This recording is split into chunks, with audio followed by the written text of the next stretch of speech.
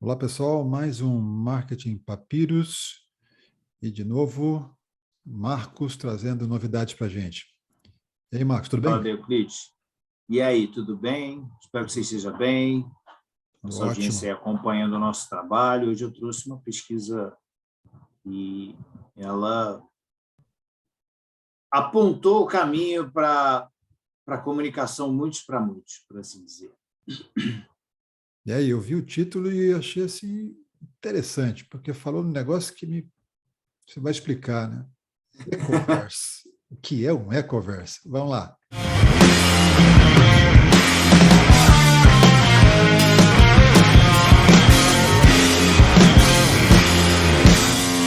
O título do paper é Brand Buzz in the Ecoverse, né? Um paper e imagina o seguinte, imagina que num ambiente de mídia você pega um megafone e você grita alguma coisa. E aí isso vai bater numa mídia, vai reverberar e vai voltar para você num efeito de feedback. E imagina numa realidade onde você tem múltiplas mídias fazendo isso ao mesmo tempo. Esse é o Ecoverse.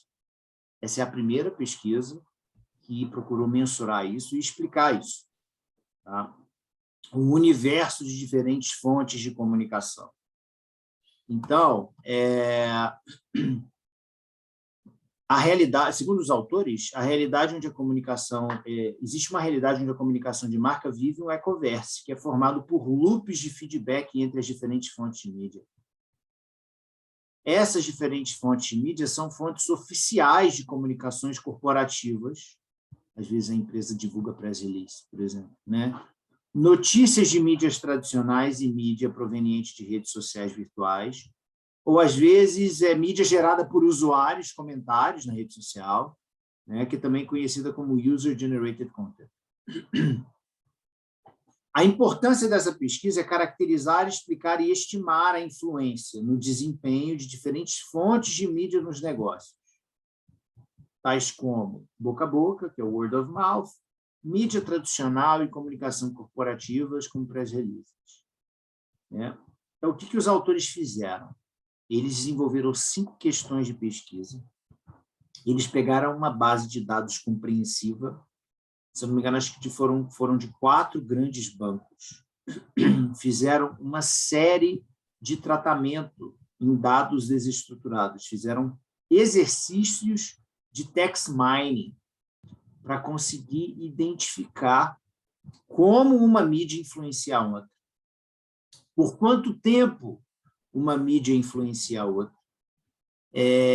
Durante quanto tempo se prolonga o efeito de determinadas mídias em outras?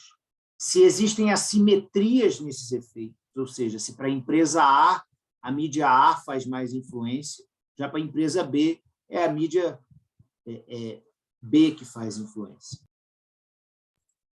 Então, isso, eles pegaram um conceito, trouxeram para a realidade atual, né, baseado no conceito de efeito megafone, que eu falei no início do vídeo, em que fontes de mídia são capazes de atrair atenção e influenciar outros componentes do ecoverse. Isso vai resultar num sistema que eles chamam de sistema de reverberação, né? Ao contrário das comunicações funcionarem de forma isolada. E esse é o embate, né, de Euclides, da comunicação um para muitos e da comunicação muitos para muitos. Porque na comunicação muitos para muitos, eu tenho isso aqui, ó.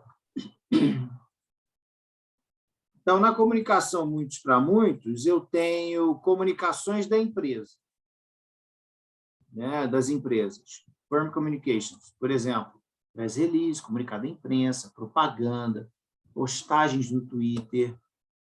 Só que eu tenho também o boca a boca, online.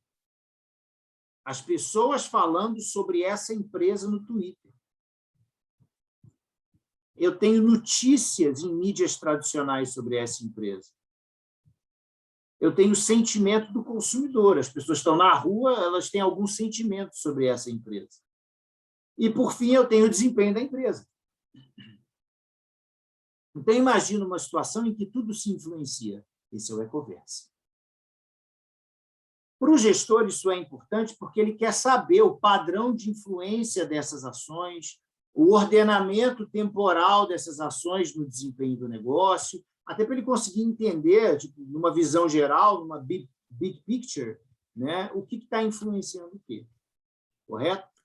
Isso, só um parênteses, então, isso, por esse diagrama, a gente vê que há uma grande complexidade devido à interação em ambos os sentidos entre todos eles. Isso complica muito. Esse é o e-commerce. Esse é o e-commerce.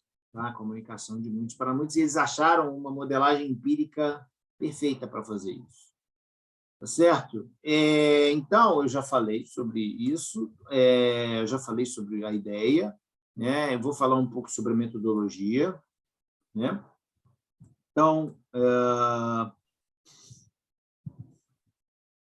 que eles fizeram? Como mídia tradicional, eles pegaram menções às empresas financeiras, são 4 bancos, foram, aqui, ó.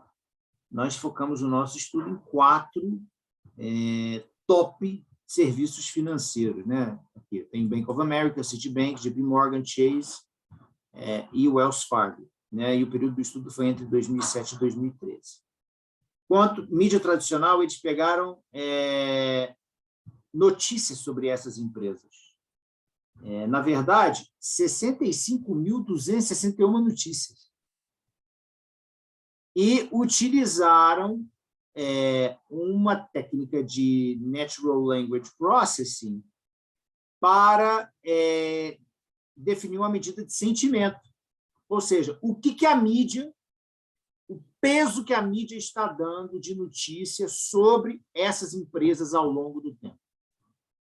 Então, aqui embaixo vocês vão ver, ó, eles contaram palavras negativas e positivas e tiveram uma medida de sentimento da mídia tradicional sobre essas empresas.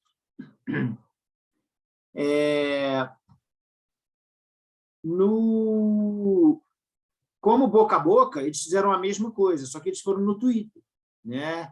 Pegaram, na mesma época, o que as pessoas estavam falando no Twitter sobre essas empresas, que também né, uma medida de sentimento. Como medida de sentimento do consumidor, assim, entre aspas, offline, eles usaram uma base de dados existente, que é o YouGov, que ela é divulgada uma vez a cada 2 semanas. Né? E aí eles capturaram o sentimento do consumidor. Comunicação das empresas, eles compilaram as comunicações oficiais dessas empresas no Twitter, e aí desenvolveram uma medida de sentimento por meio de Python, e como principal variável de desempenho, ou explicativa, eles tinham os depósitos, né? Quanto, de maneira agregada, ao longo do tempo, os consumidores desses bancos tinham nas contas. Isso é uma medida de desempenho, inclusive uma medida contábil, né? Está aqui, ó, né? E é uma medida explicativa de earnings growth, ou seja, de crescimento, de ganho, né? E isso eles captaram na Bloomberg, porque a Bloomberg tem as quantidades de depósito em conta dessas pessoas. Então, ou seja, qual que é a importância da pesquisa?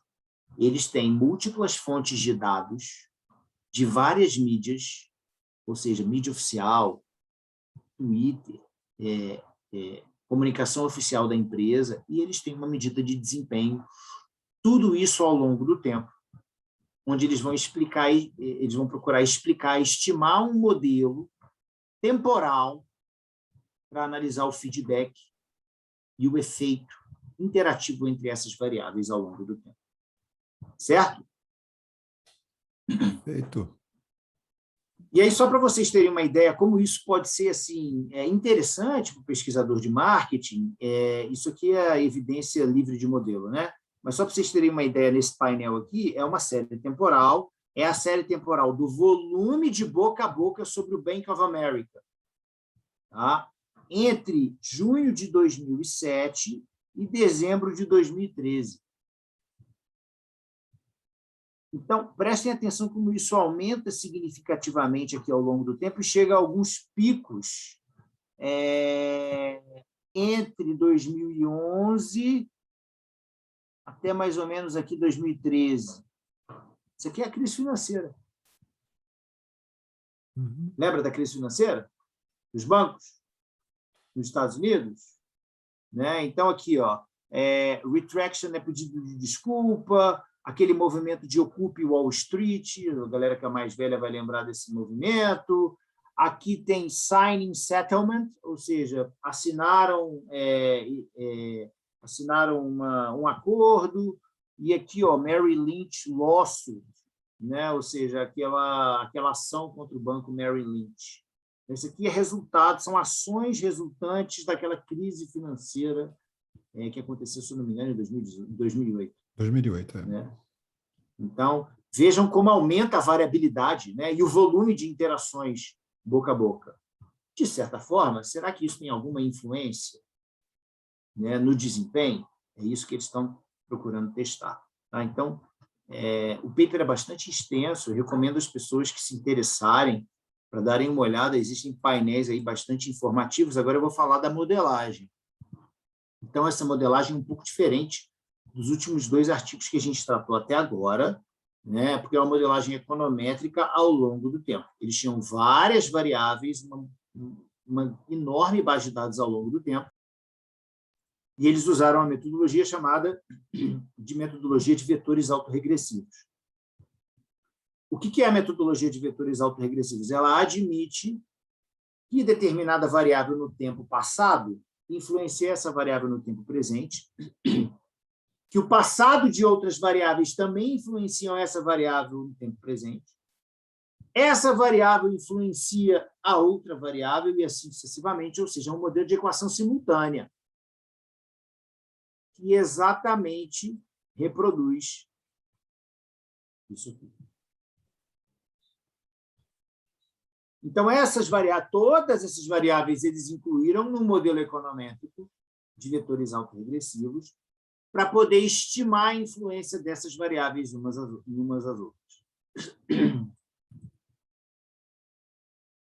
Então, eles estimaram 4 modelos, um para cada banco. Primeiro estimaram o modelo geral, e depois 4 modelos separados, né? Um modelo para cada banco, onde a principal saída foi essa daqui. E aí, essa saída está em percentual, porque como eles estimaram 4 modelos, eles têm 4 efeitos daqui para lá. Um para cada banco. E tem 4 efeitos daqui para lá. Né? Então, assim, esse 100% sinaliza que em 100% dos modelos, o boca a boca online foi estatisticamente significativo para explicar a mídia tradicional. Ou seja, o que acontece no Twitter explica, com relação ao sentimento no Twitter, explica o sentimento na mídia tradicional. Esse 100% daqui para lá explica que o inverso também é verdadeiro. 100% em todos os modelos, o sentimento da mídia tradicional explica o Twitter. Em outros casos, existem assimetrias. Como assim assimetrias? Em 50% dos modelos, o que acontece no Twitter com os consumidores influenciam as comunicações oficiais da empresa. Em 30% dos modelos, as comunicações oficiais da empresa influenciam o Twitter. Então, a gente observa aí um desbalanceamento, né? Concorda? Ou seja, uma assimetria. Então, essa foi a maneira mais inteligente que eles encontraram de explicar os principais resultados. Interessante notar aí que também tem o efeito interno, ou intra cada uma das situações. A gente vê, por exemplo, aí que tem 100% nos business outcomes, e uns são mais relevantes dentro do seu próprio É porque a variável é influenciada por ela própria. Por ela né? própria, exato. Só que tem outro, por exemplo, no caso da comunicação das empresas, é 52%, já não é mais 100%. Exatamente. Agora, tem uma outra coisa que eu acho interessante de mostrar, qual que é a principal saída do modelo de autorregressivo, quer dizer, do modelo de vetores autorregressivos. É a função de impulso-resposta. O que é a função de impulso-resposta? Na função de impulso-resposta, eu isolo duas variáveis, e aí eu dou um choque na variável A, e quero saber por quanto tempo se prolonga esse choque na variável B. Então, vamos pegar esse painel A aqui, ó. Vamos ler ele aqui, ó. Mais artigos de notícia negativos levam a mais boca a boca online. Tá? Então, quando eu dou um choque em artigos negativos aqui no período 0 e na semana 0, o choque no volume de boca a boca online ele se prolonga até a sexta semana, porque ele se dissipa depois da sexta semana. Tá? E ele se prolonga de maneira positiva. Já se eu der um choque no boca a boca online, no tempo 0, ele vai produzir um efeito negativo, ou seja, numa diminuição do sentimento ao longo do tempo, e esse choque ele é permanente. Como assim ele é permanente? Porque está vendo aqui que ele vai para baixo aqui do eixo 0, e ele continua negativo ao longo do tempo, e ele não se dissipa, ele não volta a 0, ele não se reverte a 0. Ele fica até um pouco menos negativo, mas não positivo. Ele também não se dissipa. Não se dissipa. Né? Então, essa é uma característica de um choque permanente. Né? Uhum. Então, eles fazem essas análises para a relação entre todas as variáveis, e a gente consegue perceber qual relação é positiva, qual relação é negativa, qual relação é permanente, qual relação se dissipa depois de um tempo, entre as variáveis do Ecoverse. Tá? Além disso, eles fazem, como eles têm mais a base de dados entre 2007 e 2013, ao longo do tempo, eles quebram essa base de dados em duas partes para ver se há mudança nos impactos em diferentes períodos de tempo. Por exemplo, nos 4 primeiros anos da base de dados, o sentimento do consumidor afetou positivamente os depósitos dos consumidores nos bancos.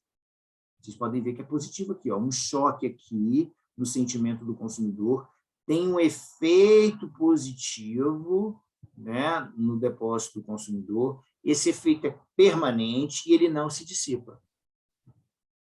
Já nos anos mais próximos, ou seja, nos últimos 4 anos da base, entre 2010 e 2013, o sentimento do consumidor, a mesma análise, eles demonstram que o sentimento do consumidor não produziu efeito nos depósitos. Está aqui, ó. Como assim não produziu efeito? Bom, eu tenho um efeito que está nessa linha aqui, ó, mas o intervalo de confiança, que é o pontilhado, contém 0.